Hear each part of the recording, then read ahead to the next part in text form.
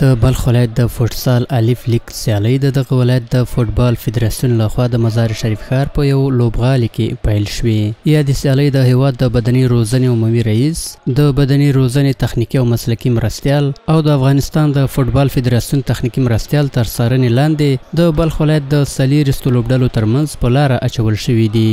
چارواکي وایي چې د دې سیالیو له ترسره کېدو یې موخه د ورزشکارانو د استعدادونو وده او په ملي کچه د فوټسال لوبو لپاره د دغو لوبغاړو چمتو کول دي.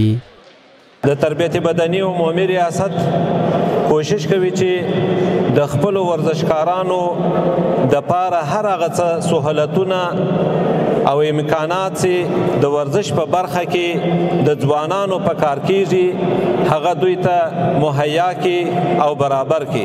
زموږ د فوټسال دا ځوانانو کې به 10 ځوانان وي چې د افغانستان نمایندګي به کوي او افغانستان ته به افتخارات کسب کوي او موږ به انشاءالله دوی په خدمت کې به وو انشاءالله. دغه ورزش کولای شي چې د ځوانان د مواد مخدرو څخه او داسې د نورو کارو څخه مخنیوي وکړي. همچون د دغسې مسابقاتو برګزاري چې کوي بالخصوص د بلخ ولایت د ځوانان دغه ته راولي چې دوی په ورزش باندې مصروفه سي، د نورو کارو څخه لاس واخلي.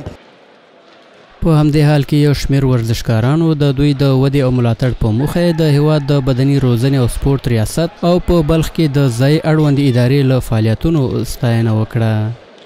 برگزاری این مسابقات واقعا انگیزه بخش است برای جوانان و جوانان را باعث میشن که در شرایطی که نیاز به توجه بیشتر به ورزش و پیشرفت دارن و این تورنمنت ها باعث میشه جوانان بیشتر انگیزه بگیرن، بیشتر تمرین بکنن، هماهنگی های خوبتر داشته باشن. ورزش به خاطرش جوانان خیلی خوب است. ورزش همچنان جلوگیری میکنه تا جوانان معتاد نشن، از دخانیات استفاده نکنن و همچنان به خاطر رشد ذهنی و عقلیشان هم خیلی ورزش خوب و مفید است. همچنین فوتبالایی که دیگه برگزار شده بسیار موثر و خوب بر جوانان و نوجوانان می باشند، چون باعث یافتن استعدادهای جدید در خصوصا ولایت بلخ می باشند که خیلی استعدادهای جدید اینجا قرار دارند که باعث رشد از اونها میشن.